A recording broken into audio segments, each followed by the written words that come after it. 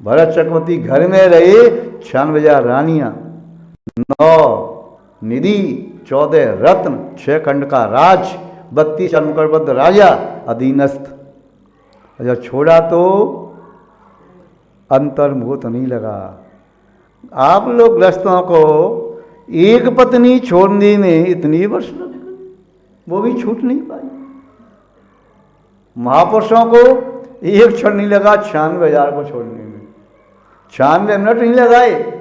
वैराग्य तो बस लॉन्च किया, दीक्षा ली, इतनी विशुद्धि बढ़ी, अंतर्मुहूर्त की अनंतर केवल ज्ञान की प्राप्ति हो गई।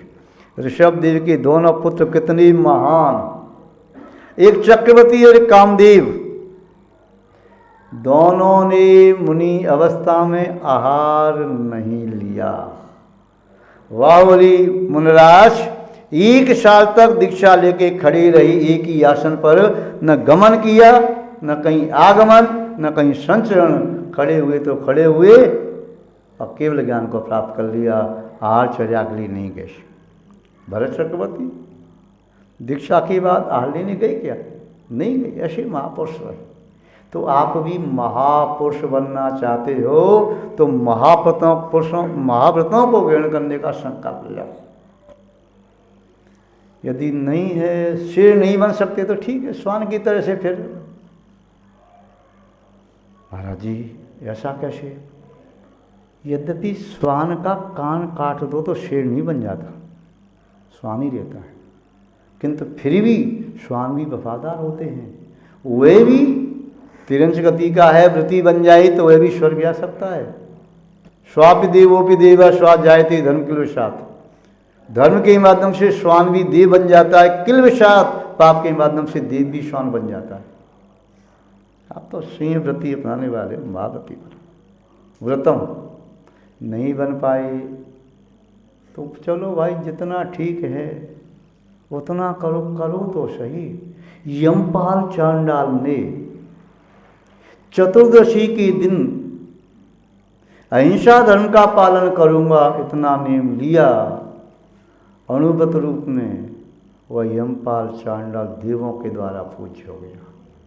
मृगसेन दीवन ने जो मछली पहली बार जाल में फंसे उसे मैं प्राण दान दे दूंगा, उसे मारूंगा नहीं। 5 बार परीक्षा हुई किंतु उसने मारा नहीं। वही जाकर के उत्तम देव होता है, पुनः मनुष्य होकर के नगर सेठ राजा का दामाद होता है, सभा सिद्धि आदि जाता है, वो उसको प्राप्त होने वाला छोटा बदले नहीं वाला नहीं।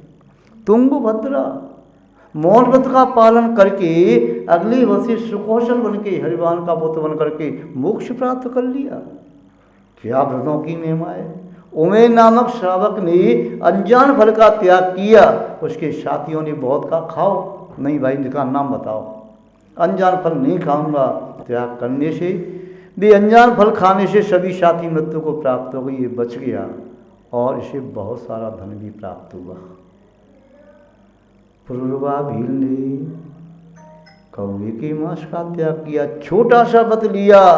वह पुरुरवा भील का जीव क्रम से आगे बढ़ता हुआ भगवान महावीर स्वामी बन जाता है। खदिरसाल भील कौवे के मांस का त्याग किया, एक छोटा सा व्रत लिया, वो छोटे से व्रत से क्रम से बढ़ता हुआ स्वर्ग में गया। वहाँ से आके राजा सैनिक हुआ। अपने भले ही नरक में है मुनि पर अवसर किया इसलिए, किंतु आगे तीर्थंकर बनेगा, महापदु नाम के तीर्थंकर। व्रत का कितना बड़ा महत्व है। व्रतों का पालन करो। अहिंसा, सत्य, अचौर्य, ब्रह्मचर्य और अपरिग्रह, ये 5 व्रत हैं। इनका सामर्थ्य नहीं है तो 5 ही अणुव्रत हैं। इनका भी सामर्थ्य नहीं है तो फिर बहुत सारे व्रत हैं। पंच परमेष्ठी के व्रत उपवास कर रही, 14 को उपवास किया, आज मेरा सर्वसावध का त्याग। अष्टमी का उपवास किया, आरंभ सारंभ सबका त्याग। या भक्तामर के व्रत किए, जिनगुण संपत्ति के व्रत किए, शेष नाम के व्रत किए, तत्वशुद्ध के व्रत किए, कर्म देहन के व्रत किए, या नंदीश्वर व्रत, पंचमेरु व्रत, मृदंग इत्यादि व्रत, एकावली, कनकावली, द्विकनकावली, त्रिकनकावली, शीन निष्क्रिय व्रत, कितने सारे व्रत हैं। उन व्रतों के माध्यम से आत्मा की शक्ति को प्रकट किया जाता है। ये व्रत आत्मा की शक्ति को प्रकट करने वाले हैं। व्रतों का पालन करने से पाप कर्म कांप जाते हैं कि बस हमारी सेना में अब कोई नया सैनिक नहीं आ सकता, क्योंकि शत्रु सेना ने बाहर से भी घेरा लगा दिया है और सामने से युद्ध कर रही है। ऐसे ही व्रत करने से जब बाढ़ बन गई, पापों को आपने रोका, सात से पुण्य का बंद किया, आत्मा की शक्ति को प्रकट किया, और संभवदृष्टि एक हुंकार भी मारता है ना, तो कर्म के बंधन शिथिल होने लगते हैं। जैसे शेर की एक हुंकार को सुन करके भेड़ का बच्चा, बकरी का बच्चा, मेमना, उसके प्राण सूख जाते हैं, प्राण कंठ में आ जाते हैं एक ही हुंकार से। व्रतम शीलम, शीलव्रत का पालन करो। शील के 18,000 भेद हैं। पूर्णता कहाँ पर होती है? 14वें गुणस्थान में। कहाँ पर होती है? और 14वें गुणस्थान में कोई दुख है क्या? यदि शील की पूर्णता हो गई तो पुनः अनंतर मोक्ष की प्राप्ति। शील के व्रत की पूर्णता कर रहे हैं आप तो सभी दुखों की विच्छित्ति। फिर भी लोक व्यवहार में आपने छोटे थोड़े शील का पालन किया, जो महाव्रत रूप में पालन किया उसे छोड़ो। उत्तम ब्रह्मचर्य धर्म को जो ने प्राप्त किया उसे भी छोड़ो। अभी जिसने अनुव्रत के रूप में पालन किया उनको ही देख लो। चाहे नीली बाई व्रत को ग्रहण किया, भंग नहीं किया, अवसर कितने भी आए। अनंतमती व्रत को भंग नहीं किया, अवसर कितने भी आए। अनंग शरा, सीता जी सिंही का महाराज नहुष की पत्नी, मनोरमा, सुलोचना, इसके साथ साथ चित्रसेन पद्मावती चरित्र में दिया अपने पद्मावती शील का पालन किया। अग्निला ब्राह्मणी, जिसके शील के प्रभाव से, मुनि आहारदान के प्रभाव से सूखे तालाब में पानी आ गया और असमय में आम के पेड़ पर आम के फल लग गए। विजय और विजया देखो, अष्टधारावत के माध्यम से श्याम चंद्रमा भी धवल हो गया। महान भाव शील का जो पालन करती, शीलवान नोराग ब्रह्म भावंतलक, ब्रह्म भाव का जो अवलोकन करने वाला है, शील की मर्यादा रखने वाला है। 9 बार शील की कौन सी?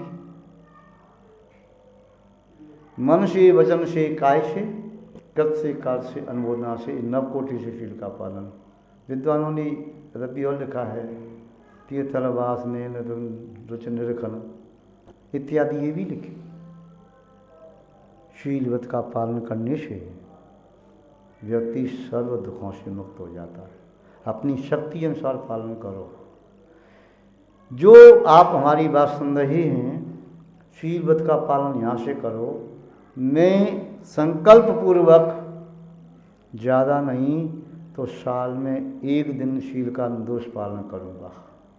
शक्ति सामर्थ्य आपकी है तो महीने में 1 दिन शीलव्रत का पालन करूँगा, और शक्ति सामर्थ्य है तो मैं पक्ष में 1 दिन शीलव्रत का पालन करूँगा, और सामर्थ्य है तो सप्ताह में 1 दिन शील का पालन करूँगा, और सामर्थ्य है तो सप्ताह में 2 दिन शील का पालन, 3 दिन शील का पालन, 4 दिन शील का पालन, 5 दिन 6 दिन शील का पालन करूँगा, और सामर्थ्य है तो अनुव्रत के रूप में 7 के 7 दिन शील का पालन करूँगा, और सामर्थ्य है तो महाव्रत के रूप में शील का पालन करूँगा।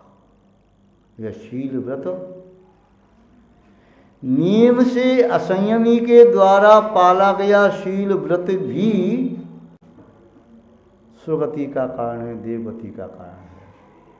और शील व्रत का पालन कहें या स्त्री संबंधी विशेष सुखों से विरक्त कहें, भी लौकांतिक देव 8 सागर तक स्त्री संबंधी विषयों से विरक्त रहते हैं, अगले भव से नियम से मोक्ष प्राप्त करते हैं। महानुभाव व्रतम शीलम तपोदानम, तप तप का तो महात्मा अचिंत्य है। तप की शक्ति को शब्दों से कौन बांध सकता है। तप का अर्थ क्या है? इच्छाओं का निरोध व इंद्रियों का निरोध तप है। ये जीव इच्छाओं के जाल में बंधा हुआ, इच्छाओं के पिंजड़े में बंद, इच्छाओं की रस्सी से कसा हुआ दुख प्राप्त कर रहा है, जैसे बंधन में पड़ा हुआ पशु और पक्षी। बेलगाम इच्छाएं, निरंकुश इच्छाएं इस जीव को बांध करके ले जाती हैं, दर दर का भिखारी बना देती हैं। जिसने अपनी इच्छाओं पर नियंत्रण कर लिया उसे कोई पराधीन कर नहीं सकता।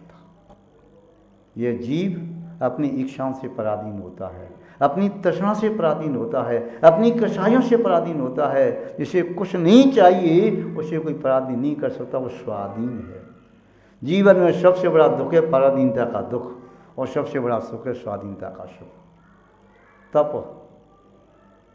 तप ग्रहण करते ही तीर्थंकर दीक्षा लेते हैं। तप कल्याण का दीक्षा कल्याण का आप कहते हैं। तो तप ग्रहण करते ही अंतर्मुहूर्त में उन्हें अनेक रिद्धियाँ प्राप्त हो जाती है। अंतर्मुहूर्त में उन्हें मन पर ज्ञान की प्राप्ति होती है, बिना संयम के प्राप्ति नहीं होती, बिना तपस्या के प्राप्ति नहीं होती।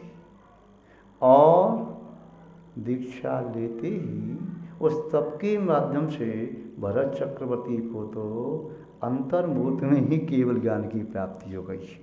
एक भरत चक्रवर्ती नहीं, आज तक अनंत जीव ऐसे हो गए जो अंतर्मुहूर्त में केवल ज्ञान और मोक्ष को उन्होंने प्राप्त कर लिया, अंतःकृत केवली। तप का महात्मा अचिंत्य है।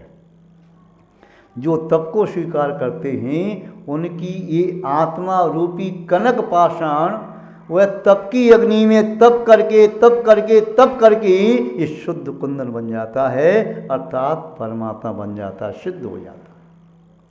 तो तप उन कर्मों को जलाने की अग्नि है जो कर्म दुख देने वाले हैं। इन सभी कर्मों को जला देती, यहाँ तक कि उस तप के माध्यम से वे कर्म भी जल जाते हैं जिन कर्म के माध्यम से आपको संसार का सुख प्राप्त होता है, सुखाभास होता है। पुण्य कर्मों को भी तप नष्ट कर देता है। अकर्म अवस्था, कर्म विहीन अवस्था, निष्कर्म अवस्था, कृष्ण कर्म विप्र मोक्ष की अवस्था देने वाला है तप है। और तप का अंतिम भेद क्या है आप जानते हैं? 6 बहिरंग तप हैं। अनशन, ऊर्ध्वर, रसपर्त्याग, वृत्ति संख्या, काय क्लेश, ये 6 प्रकार के अनशन, ऊर्ध्वर, रस परित्याग, वृत्ति शेषण, वृत्ति परिसंख्यान और काय क्लेश।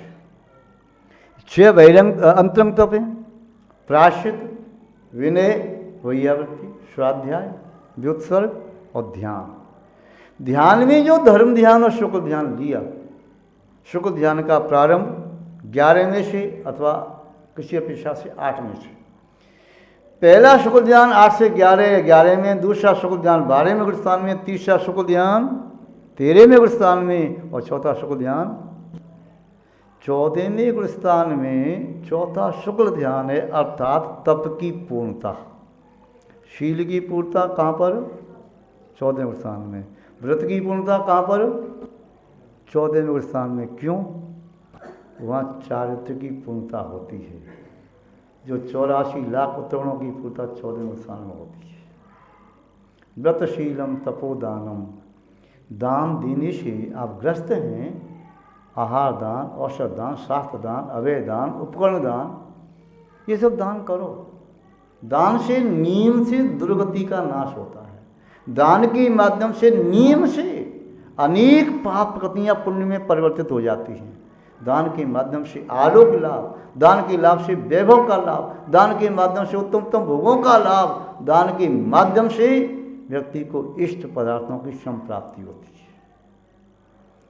आप तो सामान दान देते हैं, तीर्थंकर केवली भी दान देते हैं। अक्षय दान, दान लाभ भोग वो वीर्य, इनके पास है 5 लब्धियाँ अंतराकर्म के 6 होने से।